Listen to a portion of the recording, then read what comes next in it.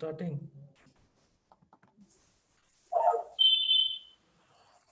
Hello everyone, thank you for joining this session. My name is Hanif Mohammed. I'm the CEO here at Asian Institute of Design. Before we begin, some ground rules. Any questions to the speaker, please use the Q&A box. Our moderator will be curating this and asking the speaker, and he will respond to your questions at his convenience. At any point, if your line drops, please use the same link to come back in. For whatsoever reason you're not able to come back in, we are also streaming live on YouTube. And we are also, this is a recorded session, and we will also be mailing you the link. We are Asian Institute of Design. We are a progressive higher education institution since 2007, offering undergraduate and professional diplomas in art and design. We've started as the first dedicated gaming institute of India. We were then known as Asian Institute of Gaming and Animation.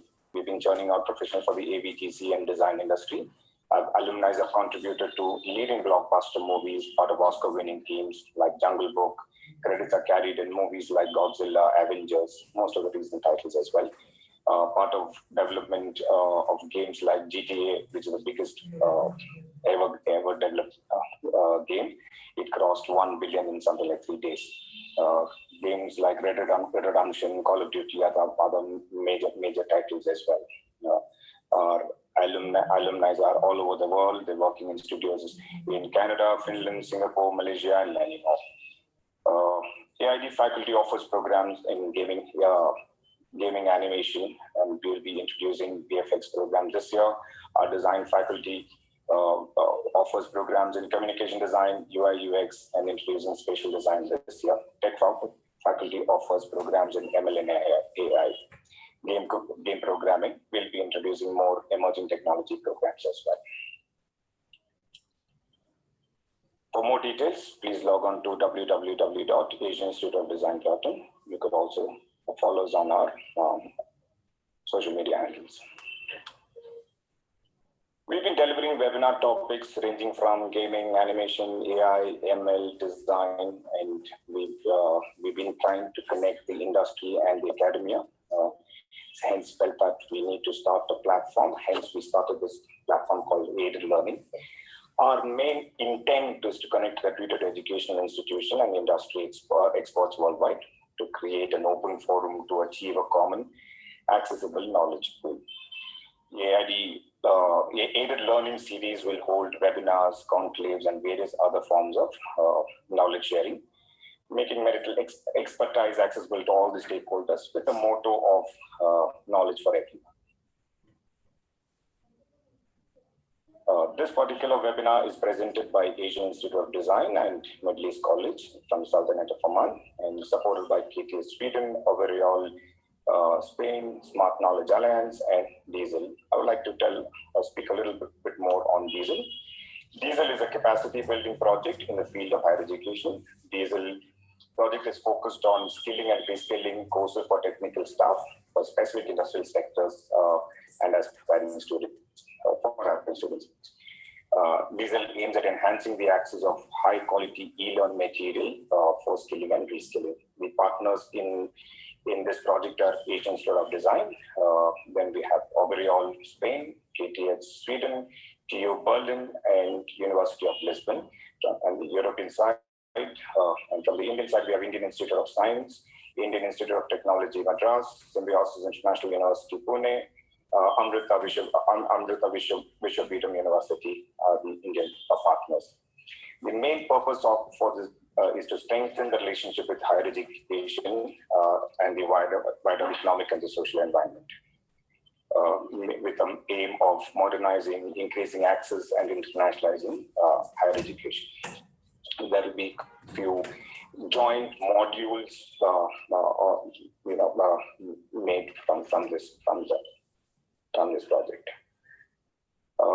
Yes, I would like to introduce the moderator for this session, Dr. Kiran Gopakumar. Go on about Dr. Kiran. He's personally a friend, a confidant, advisor, mentor, many more. On his professional role, he is currently the Dean of Middle East College in the Sultanate of Oman. He's a Ph.D. holder from London Business School.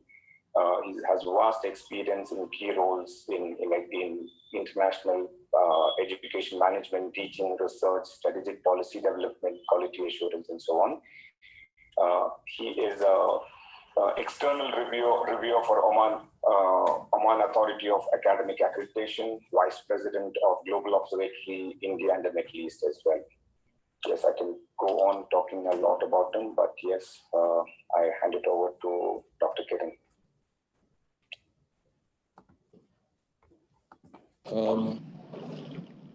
Good morning, good afternoon, everybody. And thank you very much, Hanif. Let me first of all congratulate you for this initiative, and particularly looking at the Diesel initiative of building modules and extending that idea of multilateral relationship for doing something like this particular webinar. I think shows how the such projects, the European Union funded projects, can actually be used beyond just the project, but to have a larger impact on the society and provide learning opportunities beyond just the number of institutions involved. So I think it's an excellent opportunity. Let me just say one or two words about Middle East College and the Sultanate of Oman, one of the leading higher education institutions accredited by the Oman Academic Accreditation Authority. We have close to around 4,500 students on campus. We offer undergraduate, postgraduate programs. We are known for our quality of teaching, for research. But in the particular context in which the webinar is happening today, I'd like to point out that we have been active in the area of smart cities and big data. We have had IEEE conferences with the Communication Society in the US for the twice. We have a journal on smart cities and big data. So that's kind of connection that we have with this topic. So we've been working and doing a lot of research in this area. And thank you for giving this opportunity, Hani. Before we move on, I've been requested by AID to do a small poll and I request all of you or everybody out there to please answer these questions. What brings you here? Are you a student, an academician, IoT enthusiast, or a tech professional? You can go ahead and vote. And which part of the continent are you from? Got 30 seconds to answer that.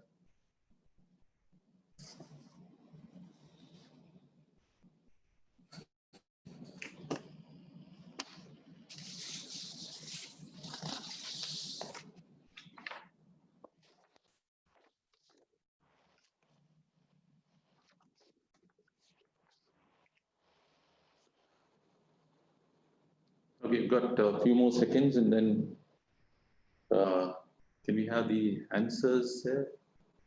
Okay. So we have 38% of our audience today are students, 30% academicians, IoT enthusiasts is 26, and 7% tech professionals. And 94% of the participants are from Asia and some 4% from Europe. Can we go down? There must be, okay. All right. Can we move on to the next one?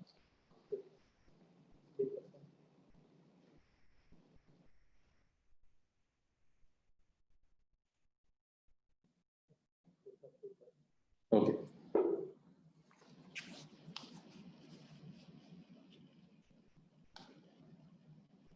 And country, 74% are from India, 21% from Oman, Sweden, 1%, Spain, 2%, and got others, 4%. All right, thanks.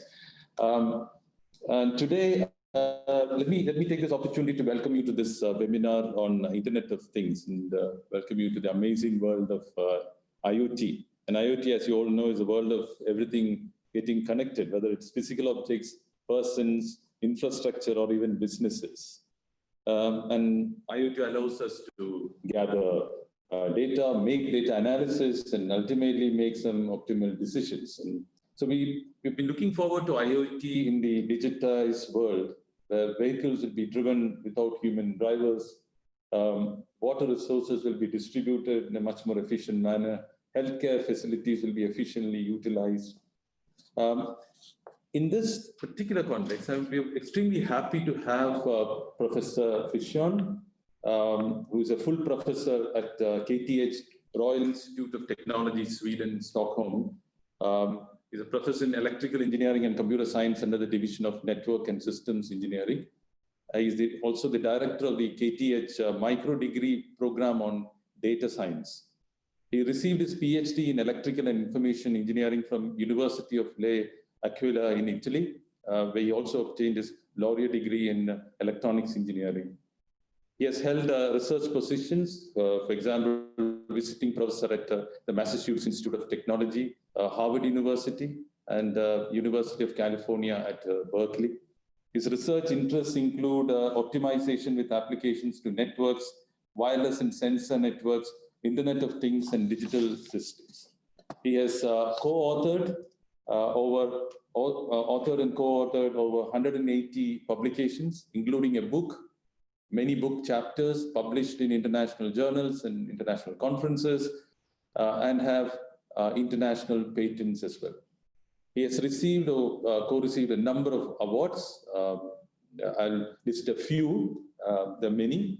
The IEEE Communication Society SO Rice Award of 2018 for the best IEEE Transactions on Communications paper, the Best Paper Award of IEEE Transactions on Industrial Informatics, the Best Papers Award on the IEEE International Conference on Mobile, Ad Hoc, and Sensor Systems in 2 years, the Best Paper Award of the IEEE Sweden VTCom IT Chapter, the Best Business Idea Awards from Venture Cup East Sweden and from Stockholm Innovation and Growth, the Ferdinando Filario Award from the University of L'Aquila, Italy, the Higher Education Award from the Government of Italy, the Silver Year of Wheat Award in the History from the Municipality of Tornimport in Italy. Professor is also an editor of the IEEE Transactions on Communications and the Associate Editor of IFAC Automatica. Has also offered his services as a consultant to numerous technology companies such as the ABB Corporate Research, Berkeley Wireless Sensor Network Lab, Ericsson Research, Synopsys, and United Technology Research Center. Professor is a co-founder and scientific director of Mind Music Lab. He's a member of IEEE and a member of DASP. Today, he will be giving us some overview of some of the important IoT scientific and technological problems which he has been working on in recent years, such as IoT for smart cities, wireless industrial controls, smart grids, batteryless IoT, IoT for music and sound, and new machine learning methods for IoT. we are expecting Professor Fischione to present 3 case studies related to smart grid, smart water monitoring, and IoT for musical instruments. And I request all of you to ask questions. We will be taking up questions in between. Meanwhile, it's my proud privilege to present Professor Fischione before you. Professor Carlo, the floor is all yours. Thank you so much. Thank you so much, Dr. Kiran. And thank you to the Asian Institute of Design and also to the Middle East College. I am deeply honored to be invited and give this seminar of Internet of Things. And it's also a pleasure to give this seminar because of increased international relations with India and Sweden, as it was signed about one year and a half ago. His Majesty the King of Sweden and the Prime Minister of India signed a bilateral cooperation within research and education. So it's really a great pleasure to be here. And let me share the screen so that you can see my presentation.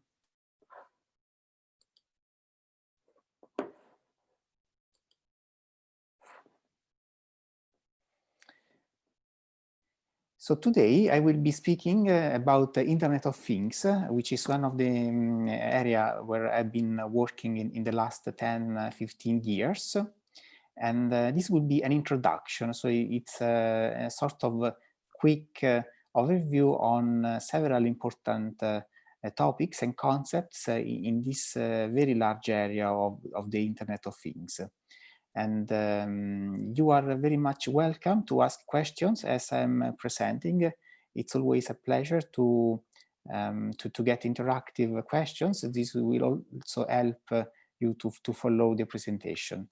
And if you are interested to more technical details, you are feel free to really contact me at any moment at my email that you can see written here, carlofi@kth.sc.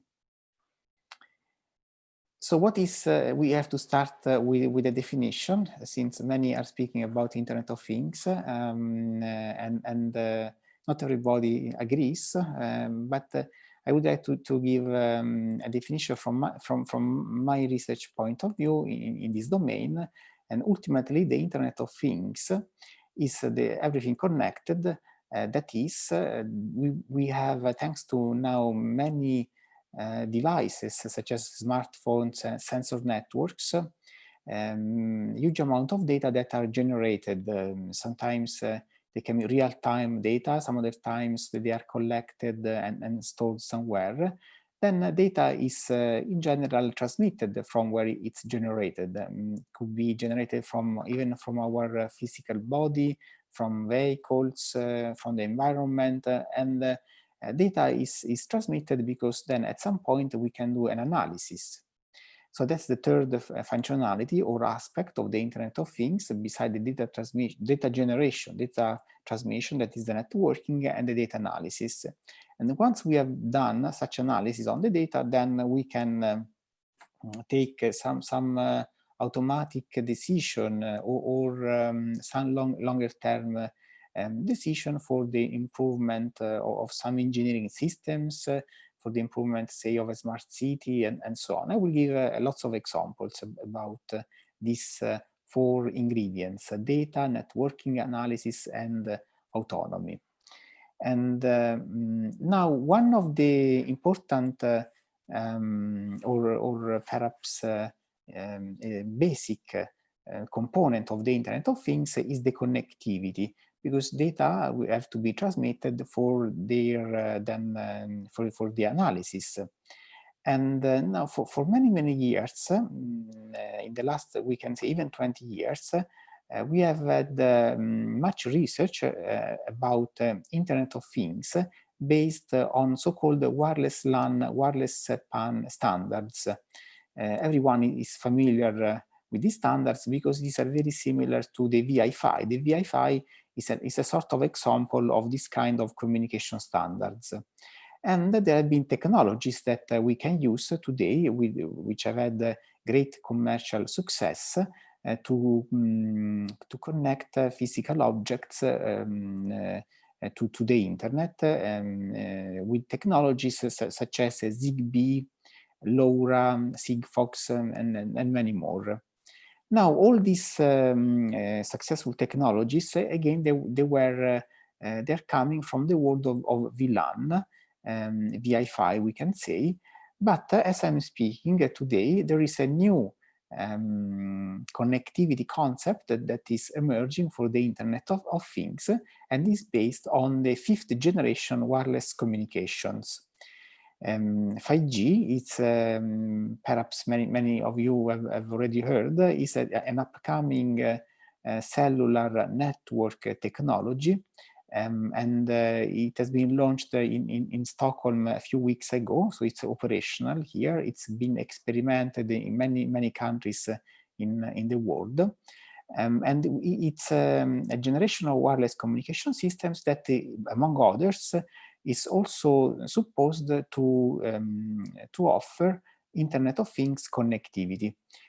And this is a major now step forward in the IoT world, because if we have a cellular networks that support the Internet of Things, it will be much easier to install IoT devices, to maintain these devices, to collect data. It probably will be more secure, and so the already major economic impact of IoT will be even magnified in the next 5 to 10 years, thanks to 5G, and surely also to the next, even next communication cellular systems called 6G. And since I work in KTH, the Royal Institute of Technology, which is based in Stockholm, here in Sweden, we have excellent relations with Ericsson, which is a world leader in wireless connectivity, base station design, and wireless networks. And they have a clear vision of what 5G can do for the Internet of Things. They have, in these figures that I've taken from a white paper from Ericsson, they have divided 4 major services that IoT can provide. And they are called here, as you can see, probably you can see the mouse on the slides. We have the massive Internet of Things, which means that we will have very many devices, a massive amount of devices, such as electrical meters, devices to track the positions of the vehicles, or any object that need to be delivered, such as envelopes, or in many supply chains. And these devices probably will be very small, and also they will generate a little amount of data. Then we have another category that it's called the Broadband Iot, which instead is supposed to serve less number of devices. In the case of massive IoT devices, people are speaking perhaps of billion of connected devices. The number in the case of broadband is less than that billion, but in this case, the connectivity will have to have high data rates. So that's why it's called the broadband IoT. And I can easily think that a typical use case of broadband IoT is in the virtual reality or augmented reality world.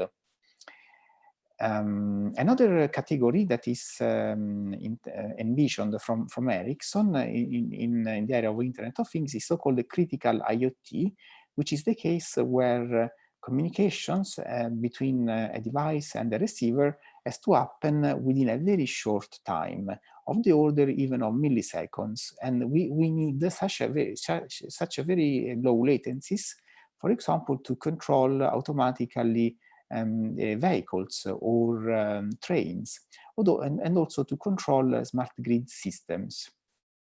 And finally, there is a category that is now greatly emerging in these years, and is wireless communications for industrial applications.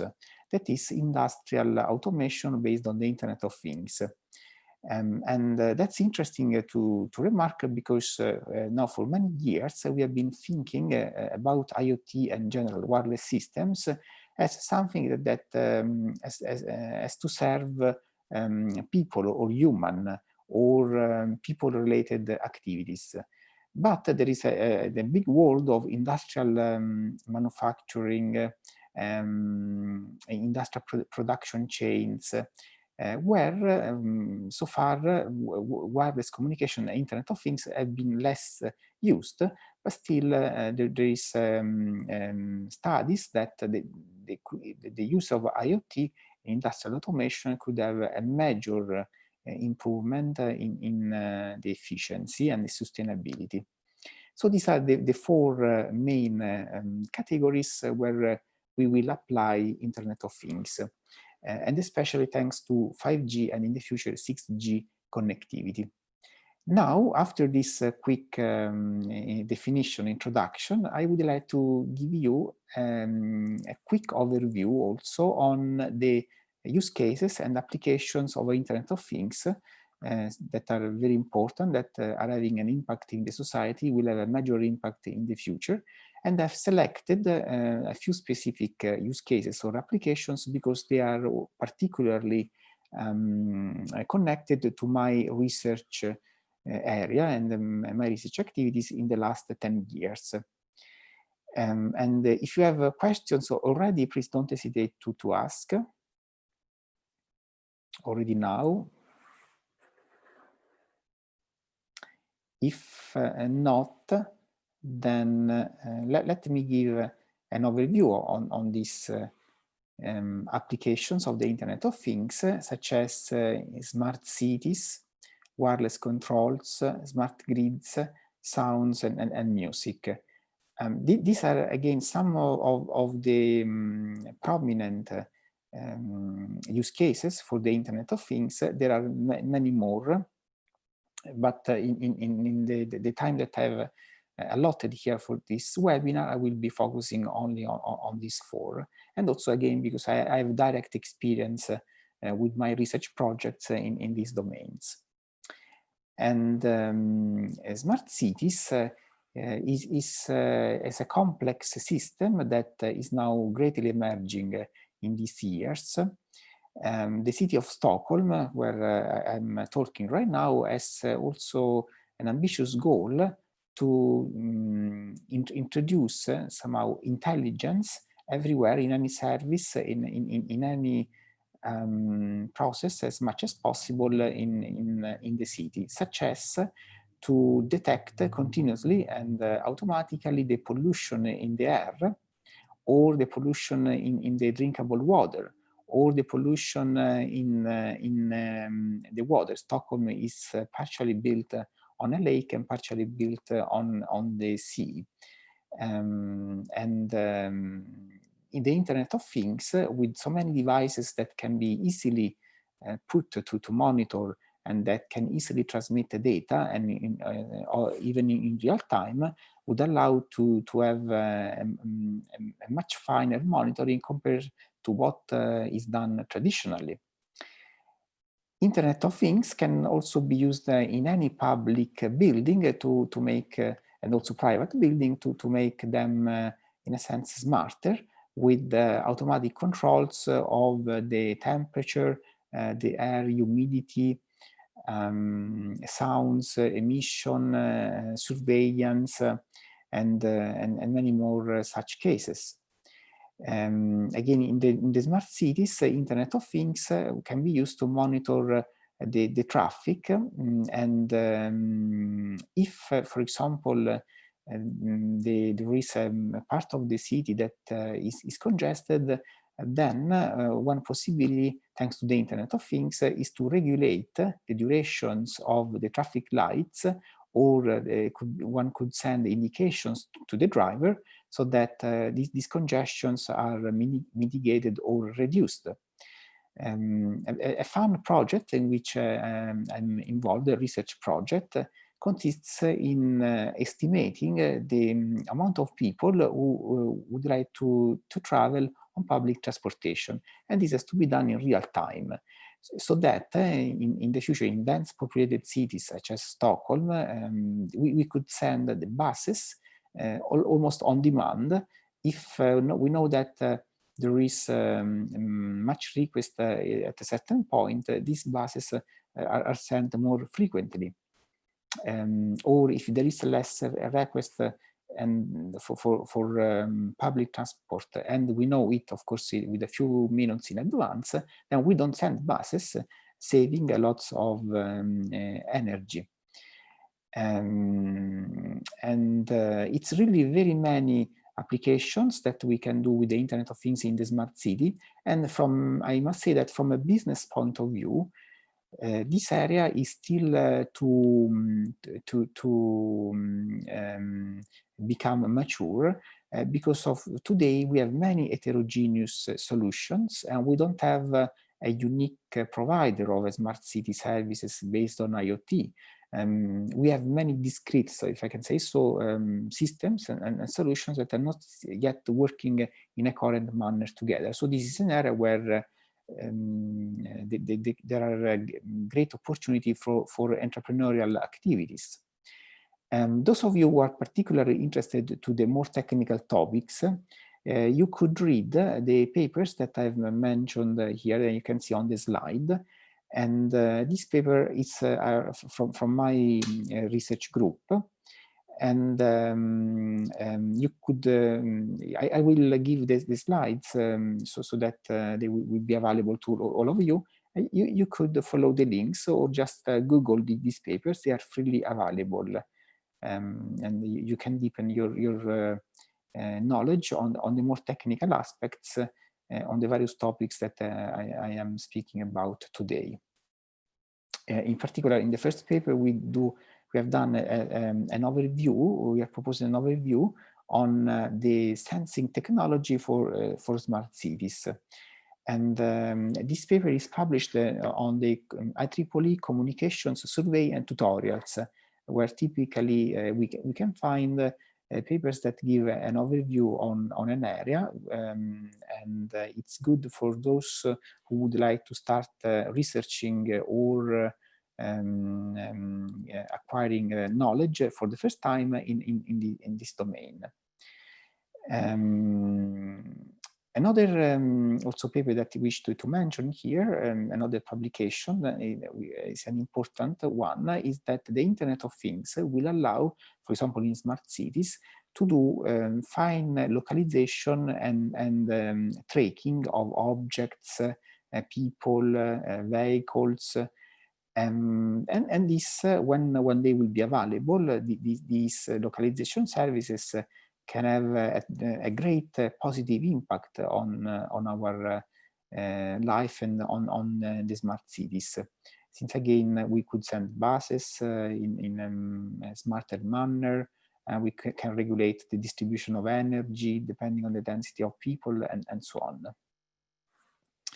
Within the smart cities, there is in particular a research project which I've been working with in the last about 5 years to monitor the quality of, in particular, the water, drinkable water. And this is a major issue everywhere in the world. Even in countries like Sweden, where there are water distribution lines for perhaps 100 years, we have frequently problems of pollution, because the water distribution lines, they are deployed underground, and they age very quickly, which means that there are cracks that appear in these water distribution lines, and the pollution can go in. It's very difficult to locate where there are these cracks and where is pollution, but in principle, the Internet of Things can help in doing this monitoring of pollution, localization of the pollution. I have reported here a piece of news from the BBC from a few years ago that show how severe can be a pollution of drinkable water, where just a simple leakage, for example, in China, contaminated millions of people. These contamination problems are again quite frequent, also in not only in Sweden but everywhere in the world. And what Internet of Things can do here is that in principle we could deploy small sensor devices in the water distribution lines. This is an example of water distribution lines, and these red units, these are IoT devices that could sense the quality of the water, and in real time they could transmit information to a monitoring center that can decide if in the case there is pollution, can close the water lines. And traditionally this kind of monitoring is done if I can say in a rather old-fashioned manner, because water is collected, is brought to laboratory, is analyzed, and it takes a lot of time before the pollution is detected. But with the Internet of Things, in principle, we could have such detection much quicker, and so we could save from contamination people in the cities, in also rural areas, and all this process could be done much faster. In this couple of publications that I've reported here, we have done various proposals to deploy sensor networks or IoT, an IoT networking system to monitor water distribution lines. You will get this presentation. You can follow the link. Before I move from smart cities to wireless control, if there is any curiosity or questions, I would be happy to answer. So there are a couple of very interesting questions which have come. And one of which is regarding can you elaborate? The question is from Mr. Siddiq, Siddiq. He says, can you please elaborate on the social educational applications of IoT to assist visually challenged persons? Is that something that you're going to take up subsequently, or? That are fantastic questions, and today I won't be speaking explicitly on this topic just due to time limitation, but it's a very important questions. And there is yes, it's both in the research and in the industrial and business communities. There is many activities concerning the usage of IoT in that domain. Just to mention that it's available. We can buy smart bracelets that can monitor our physical activity, our heart rate, many body-related measurements, and they can use both for people who are wants to improve their quality of their health, or also for people who for some reason are sick. So there is a great potentiality of usage of IoT in this domain. Okay, we'll take one more question, and this is related to data privacy. The question is from Aditya Jaiswal. With increasing IoT, the threat to data and privacy will also increase manifold. What's your views on it? I mean, there is, of course, this discussion regarding perhaps the next pandemic itself becoming the pandemic of, cyber attacks. So what are your views on that? Absolutely. This is also an extremely important question, and it's security, privacy in general is a very complex area. We have sometimes security as individuals, security as systems, security as a society, and the Internet of Things offer great potentialities, but also threats in this regard. Because if organizations or people could intrude with IoT devices, could harm a lot the society. And even in the example of the smart cities that I've given, if someone takes control of the traffic lights or of the water distribution system, the damage could be enormous. So it's here a lively area of research in terms of security and privacy. And there is not yet a definite solution to this complex problem. So there are many questions, but I suggest that you move on, and then we'll probably try and take these questions subsequently. Perfect. And then let's move to next topic that I would like to mention quickly, and it's about wireless controls, where of course privacy and security, and as well as health and medical questions are present. In the control engineering, controls is a traditional area that has had a major impact in the society with automations and with,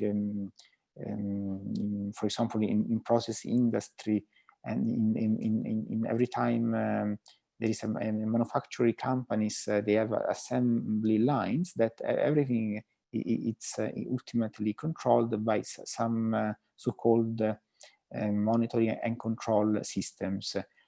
Now, all this has been done traditionally using wired communication, and instead the idea is that with the Internet of Things we could replace wires with wireless communication and make all these controls much easier to install, to monitor, to upgrade with time. It's an example of usage of wireless control in civilian cases in smart buildings, where we now with the with our smart houses we could have automatic control of the shutters, automatic intrusion detections, thanks to these sensors that are deployed and the wireless connectivity. However, there are many technical questions still to be studied in this area.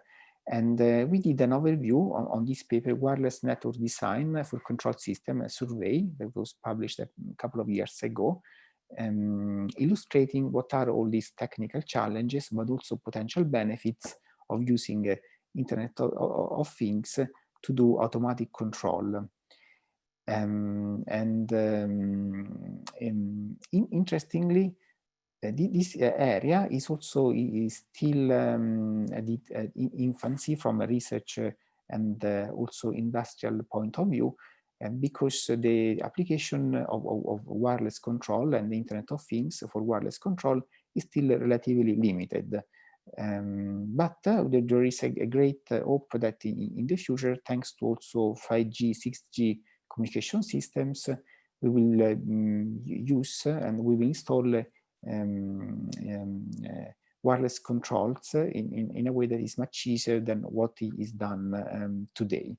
And this is, of course, it's a business of great interest here in Sweden because of, so you know, ABB, one of the major companies in the area of industrial automation, is based here in Sweden, and we have various research collaboration with the research center of ABB.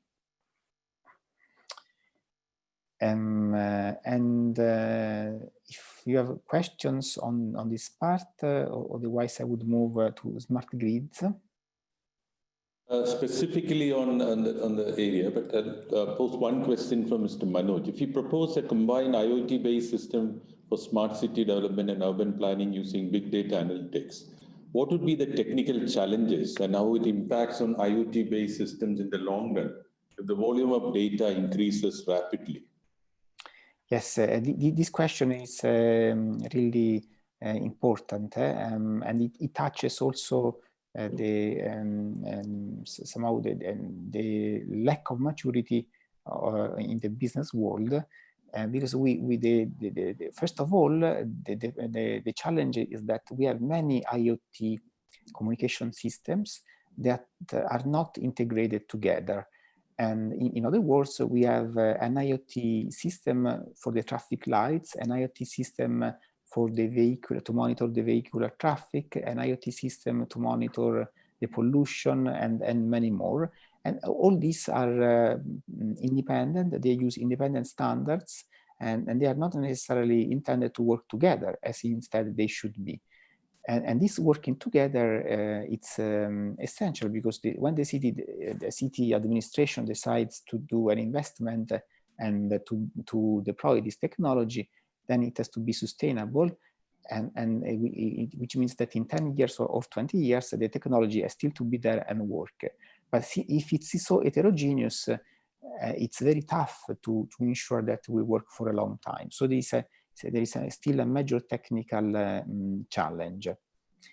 Then, even though we make the connectivity working together with so many different standards, there is a question of the data collection, which is big data, huge quantities of data, and who will own that data, who will do the analysis on that data, since it's data very associated to very different use cases.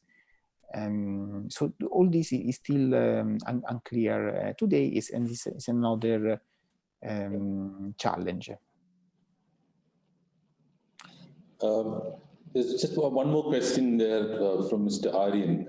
What are the factors you took care in the projects that you've undertaken, other than pollution and water contamination factors, in order to make a smart city IoT enabled? So in our own research projects that we are conducting in the smart cities, the quick detection of contamination is one of the most important factors, because that the contamination affects the health of people. There is then another dimension that sometimes in this context is not easy to perceive, but is that behind the smart cities there is major resources that we are allocating and we are using, amount of water, energy, traffic, and an optimal control of these resources would mean a dramatic reducing in the costs. So this is this cost dimension. This optimization of the resources, it's also another important factor that we consider in our projects. Thank you, Professor. I mean, you can proceed. I mean, there are many questions, but I'm just conscious of time. Now, connected to the controls that I mentioned to you, and again to the smart city, there is an extremely important area that in the last 15 years has been emerging, and is the concept of smart grids. What is this? Today, thanks to many new technologies, we can produce nowadays energy at our even at our building levels with solar panels and with other systems. And in principle, we could sell this energy, or we ourselves as owners in the buildings, we could buy energy when it's more convenient for us.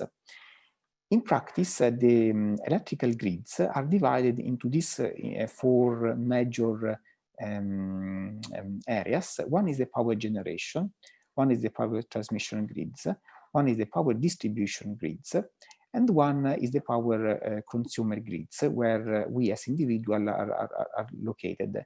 And it's here that we are today witnessing a great increase in the usage of renewables that are injecting electricity in this grid.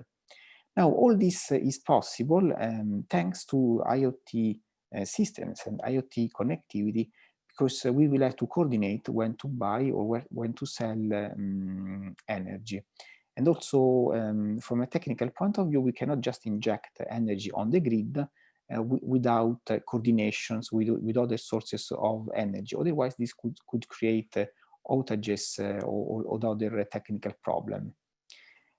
Now, with the emerging of the Internet of Things, what is happening is that we can do increasingly this coordination, and we can buy energy at a much cheaper price than what was done before. And also ourselves, we can start to produce energy. The result, for example, is that in Sweden, there has been a major decrease in the price of the energy in the last 5 and 10 years. And again, thanks to the IoT, we have an increased production of renewable energy, which is very good for the environment. From an IoT technical point of view, one of the interesting problems that we have been working with is that the coordination among the various devices in the smart grids would require forms of communications, wireless communications. And since we have very many devices in the smart grids, we cannot install so many communication further devices to control the smart grids. It's economically unsustainable.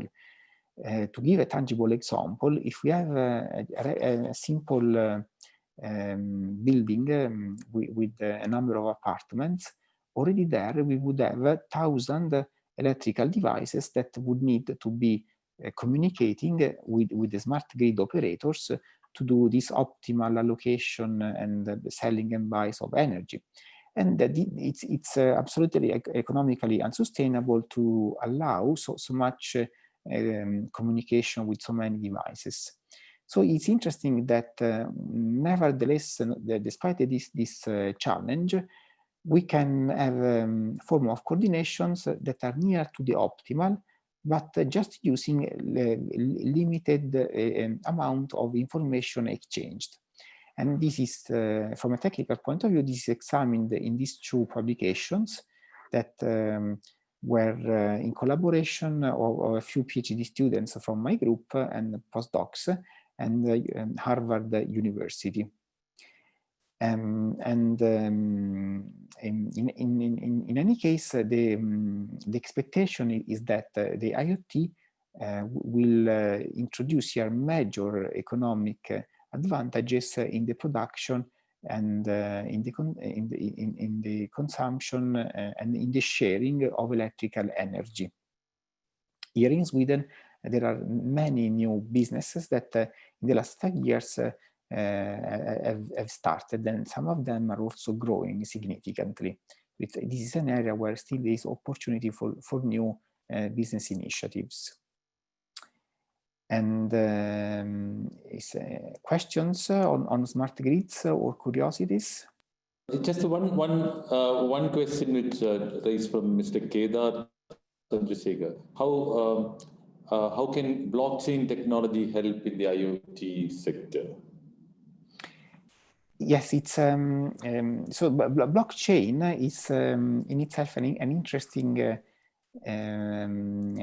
technical domain that is many believe could offer privacy and security guarantees in the transactions that will have to happen in the IoT systems. For example, in the case of smart grids, when we buy or sell energy thanks to IoT solutions and connectivity, then all the process could be governed with blockchain technology, again, to ensure a form of security and privacy.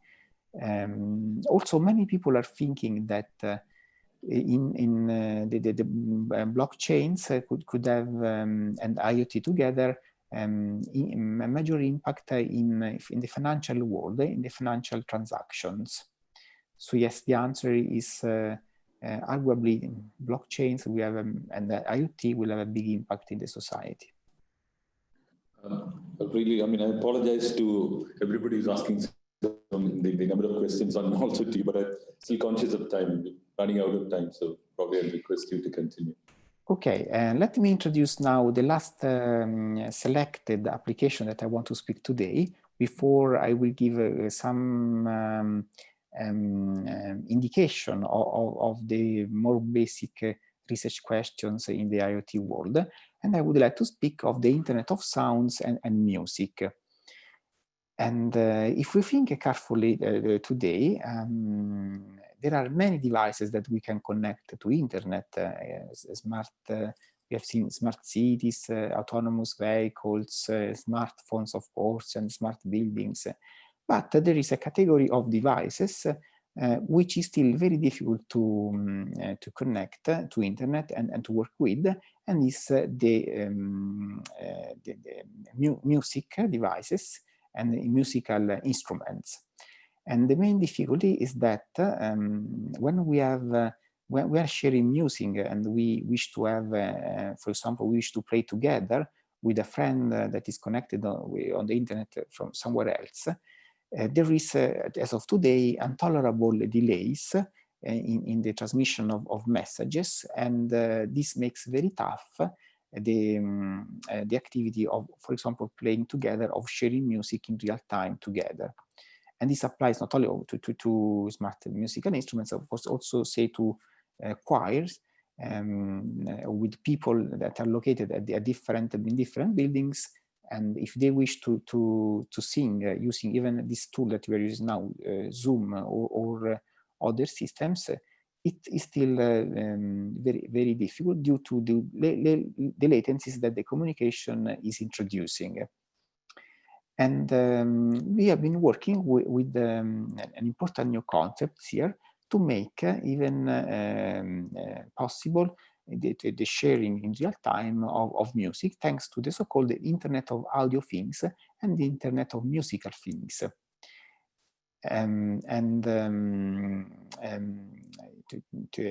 Today, there is no product that we can easily buy yet. And together with a few collaborators, we have funded a company called ELK, formerly Mind Music Labs, where we are producing an operating system, an embedded operating system equipped with low latency wireless connectivity, which will allow this kind of experience. And this is arguably will be a revolution in the music composition and teaching in the world in the futures, also thanks to the advancement of 5G connectivity. And in fact, it was about 1 year ago when the company that I've co-founded, Elk Audio, in collaboration with Ericsson, gave the real first remote concert over wireless in the Mobile World Congress in Barcelona, where 4 players were located at different locations, and their musical instruments were connected with the Elk operating system that we have been producing, so that with the connection also over 5G, they could perform together without noticing any delay in the communication. And this is really the beginning of what we believe a major technological revolution in the audio and sound industry. And at this point, I have done with the quick overview on the selected applications. If there are questions. There's one question on cost effectiveness from Dr. Sumesh. What are the advancements in making IoT cost effective, particularly in home automation systems, etc.? Yes, I think that the cost effective can be achieved with on the one side, having connectivity standards that are easy and simple to install and maintain, and there has been lots of progress.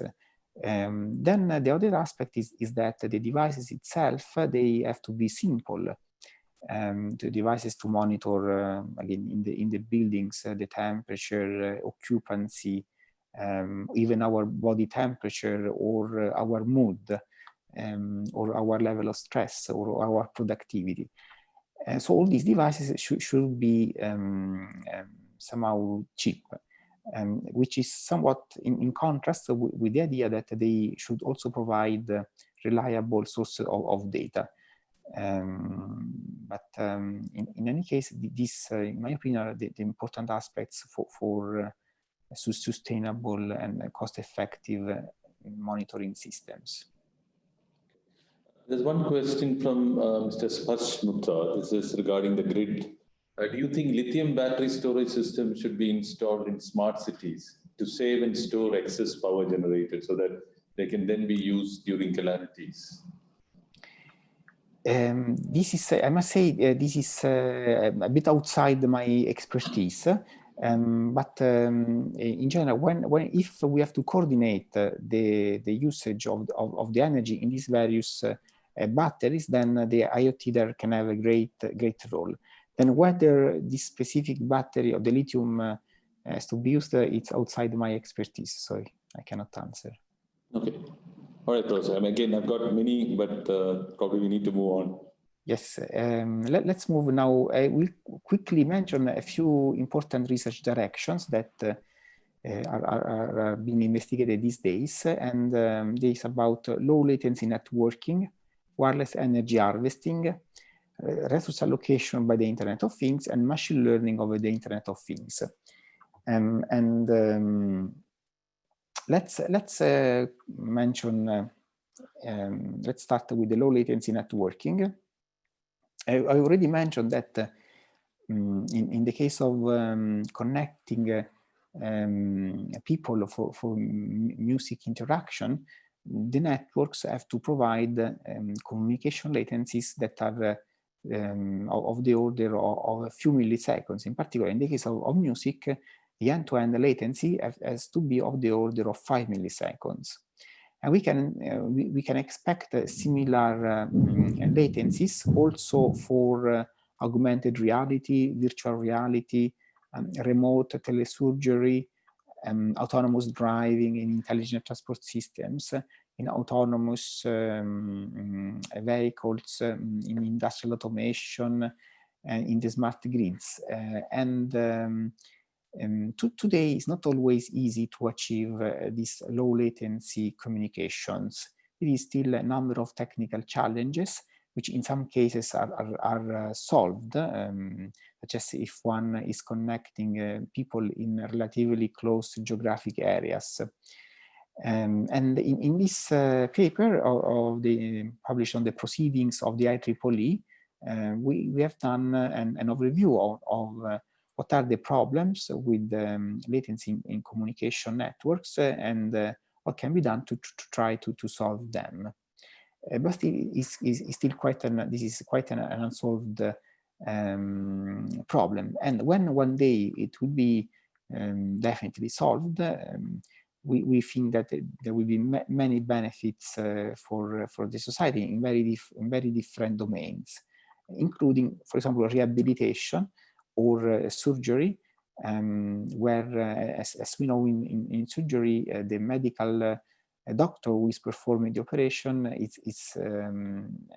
the more is trained, the better will be the outcome. And finding trained doctor is not a medical doctor is not so easy. So in the future, if we have a low latency communication, we can think that surgery is performed in an hospital, but the actual very trained doctor is sending the commands to perform the surgery even several miles away, provided that these commands from the transmitter to the receiver are have a very low latency. And this technology still requires much to be researched. So it's a very important topic.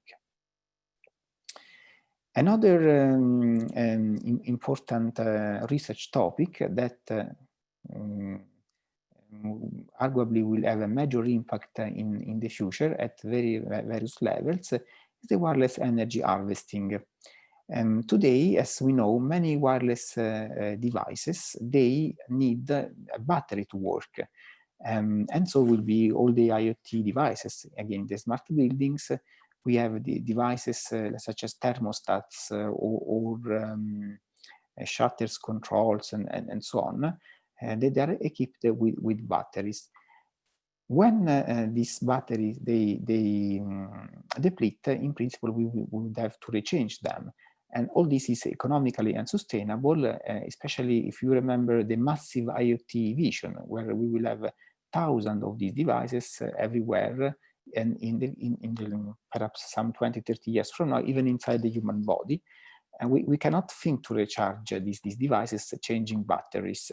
So we need a new way to for these devices to collect the battery. And one way to collect energy, one way is with the usage of wireless energy transfer, or other forms of energy harvesting. And in this simple picture that I have taken from our publications here, we have an example where these red devices, these are IoT devices, and the base stations one day in the future will be able to not only send information as we are doing today or collect information, but the base stations of cellular networks will also transmit a beam of energy to recharge the IoT devices, so that in principle these devices could work forever without the need to rechange the batteries. Again, this is extremely important in use cases such as smart agriculture. In smart agriculture, we typically have IoT devices to monitor the growth process of plants. When we have a very large fields, we cannot think to go there on a weekly basis to recharge the IoT devices. Once we have deployed the devices in large fields, they should be there for 10 years, 20 years. And a way to recharge them is through wireless energy transfer. Now, interestingly, this area is technologically quite in the beginning, and there are just few cases where we can do this wireless energy transfer, in general energy harvesting in IoT devices. So much work has to be done here. And it will take at least 10 years before we will have a widespread use of these ideas, that before we will have some technological product with a wide use. And another exciting area of research where I've been working with in my research group is the problem of doing resource allocation by the Internet of Things. This is a common problem that appears to traffic control, vehicular traffic controls. It's a common problem that appears to allocation of water resources in a city or in an agricultural area. Is the problem of allocating energy in the smart grids. In this case, water, buses, public vehicles, energy, they are resources which we wish to optimally allocate in some manner, in some time, in some geographic area. And generally, this kind of resource allocation problem can be posed as an optimization problem. Those of you who are familiar with optimization theory will recognize here the formulation. I will not give the details of this math formulation, but it's a typical optimization problem that describes many resource allocation. The difficulty with the IoT is that we have many devices and many actors in these resource allocation problems that cannot communicate very frequently due to many reasons that I mentioned to you before: economic sustainability, bandwidth availability, energy availability for communication, privacy, security concerns, and so on. So we have the need of be able to solve this kind of optimization problems for resource allocation with limited coordination. And this is a theory that we have been contributing to establish. In particular, in my research group, we have Sindri Magnusson, who was a former PhD student, who performed several studies in this domain, also in collaboration with Harvard University. And those who are interested into the more technical aspects, again, you can look at these publications. And finally, let me introduce the last important research questions in the world of Internet of Things, at least important in my research activities, and is the problem of performing machine learning over the Internet of Things. This is arguably one of the most green research area where much work is still needed, and with potentially many technological applications of this research in the next 5, 10, 20 years.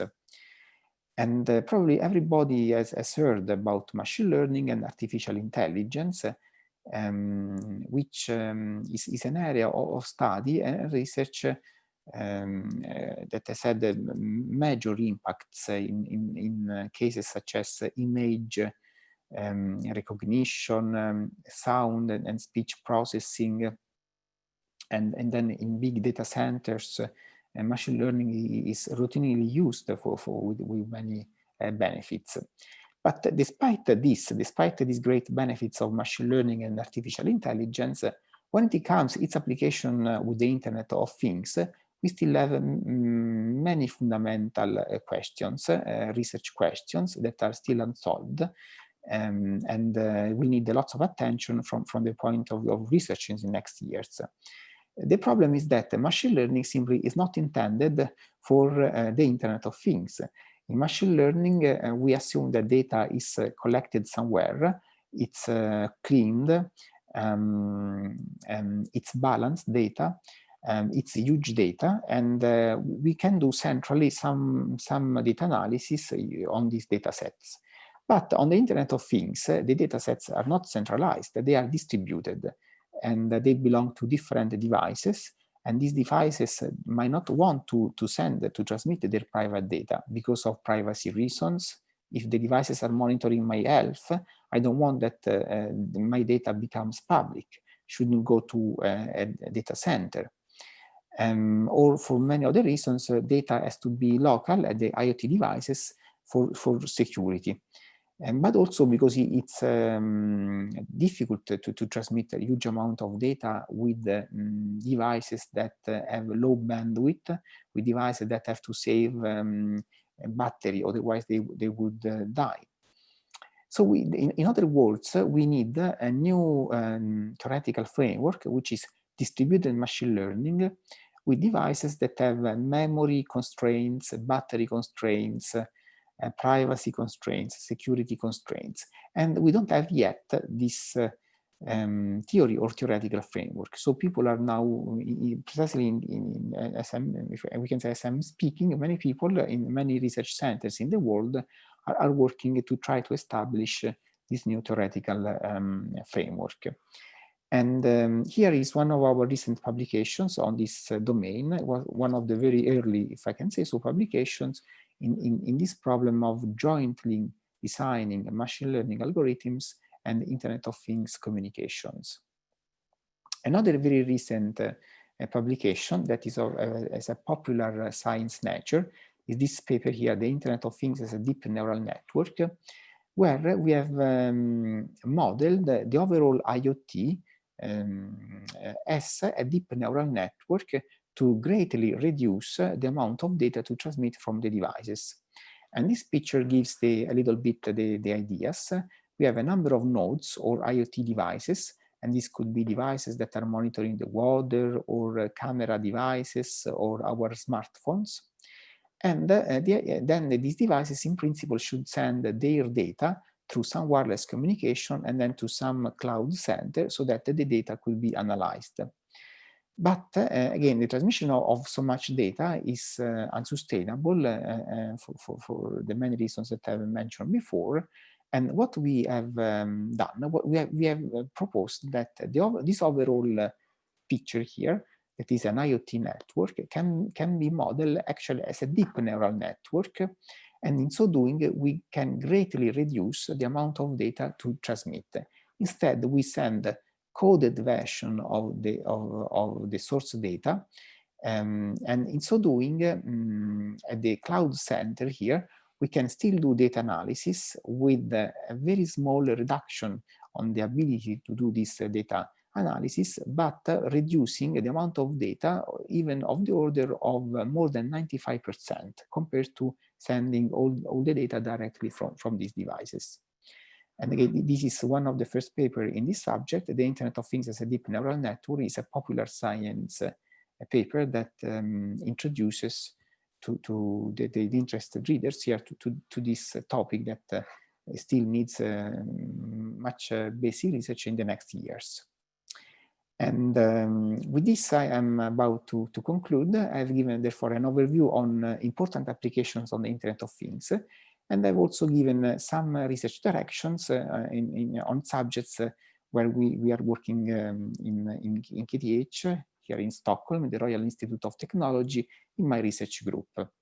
And in fact, I would like to thank the current and past PhD students and postdocs from my research group in KTH who are greatly contributing to all the ideas that I mentioned to you before. And actually, often they are the leading contributors. And here I'm just listing the current PhD students and current postdocs. Yes, this concludes my presentation. If you have questions, further questions, I would be very happy to answer. Professor, there's this question from Mr. Deepak Makar, who wants to find out how IoT would have had the pandemic situation or a similar situation in the future. I think that IoT has great potentialities to help in this pandemic situations. It's there is many initiatives that people are working with today. And one is, for example, the widespread use of cameras that just from a few meters distance can check our body temperature. And then they could, if this camera then are connected in real time to some monitoring center, they can alert the person who has, without knowing, perhaps a suspicious high body temperature that sometimes could be associated to viruses. And another major application of IoT in this domain is to monitor the quality of water and the quality in particular of the sewage. Because viruses, they end up in the sewage, and it's a project that's ongoing here in KTH in Stockholm to check whether some part of the cities are more affected than the others just by the pandemic, but just by looking at the sewage water. Another major example of IoT in this domain is the monitoring of the air quality, for example, in public transportation, such as in the subway. We know that in the subway, for physical reasons, air is can be somehow more polluted, and an IoT monitoring system can check even in real time if there are too many particles or viruses in a certain area. So not to mention then the use of IoT devices on our body when we are in the hospital. So the utility of IoT in pandemic times is really enormous. We have one question from Mr. Aryan. He says, you mentioned that ML acts as a challenge before IoT due to the distributed data that IoT devices offer. As far as I know, edge computing concept is being introduced to counter this issue. Kindly throw some light on it. Absolutely, yes. It's edge computing is another perspective of the same technology, the same Internet of Things technology. And in particular, in the edge computing, the idea is that near to the base stations or to the access points of IoT systems, there will be advanced computing capabilities where we can do data analysis. So yes, edge computing is a step forward to enable sustainable IoT and data analysis. There's one question from Mr. Azim, which is regarding are there issues of job losses due to the use of IoT? They are not effectively managed. I mean, is that a so yes, it is of course, it's a question that is worrying, can be worrying for many. But my conviction is that we will have actually an increase of job opportunities, because every time there is a new technology that can have such a major effect in the society, there is a series of new needs that also appear, and we need people who will take care of those needs. I can mention that it's now very recent that we are seeing here in Sweden the emergence of new companies that call themselves IoT operators. That is a company that go there, install and maintain IoT systems. And so the IoT is introducing the need of new professions, and I don't think that we will decrease the availability of jobs. On the contrary, it will increase. I've got this one question from Mr. Nasser Al-Harassi. You talked about some of the research direction, and his question is regarding the current major challenges to IoT that researchers should focus on. Yes, it's I really think that among the most exciting research directions in the world of IoT is the problem of machine learning over IoT. And if I can give an indication of how important is this problem and how new is this problem, we don't have books on the subject. We have many books on traditional machine learning for video, for speech, and for big data analysis, but we have no reasonable book on this topic. So the research of machine learning over the Internet of Things, it's very fresh, and young researchers could be the protagonist here to help establishing this new theory, which will have major benefits in the society. Another area where I also think there is need of major research is the area of wireless energy harvesting. And in other words, is the area where all the IoT devices could work without batteries, but just getting energy to do their work from wireless communications or from other sources such as sun, vibrations, and so on. So that would free us from the need of recharging, and this could introduce many more applications of the IoT. And again, today we have a very few such systems. So it's arguably that in 10 or 20 years, we will have major innovation if we have devices that are batteryless. Also, I'm going to conclude with one question from my side. The pandemic has again shown that the divides and deeper divides in the societies become a bigger problem when these kind of pandemics happen. And we know about the digital divide, we have issues across the world. How do you see the use of IoT given these divides and problems across the world? Are they going to make the situations better, or are the divides going to be even bigger? Yes, this is really an important question, and it's not easy to answer, especially again for the work on my work more focused on the technology. But I can give my impressions somehow on this, and I think that IoT technology will help in this regard.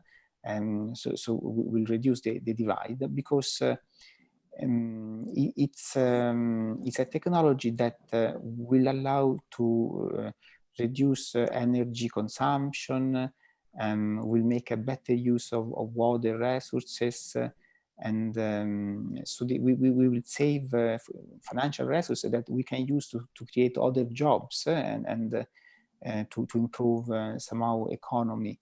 So I think that slowly and gradually the IoT will have very good positive impacts. Right. So on that positive note, we know, there are deeper reasons why divides are there, but still on that positive note, let's conclude this session. Thank you very much, Professor Fischione, for the very interesting presentation, discussions. Thank you for answering those questions. I'd like to thank all the participants. Apologies for not taking all the questions because of the lack of time. Thank you very much to AID for organizing this. Thank you very much. We look forward to having you for the next session, which will be about artificial intelligence coming up on the 17th of July. Professor Carl will be giving that session. I request all of you to please note the time and date and be present for that as well.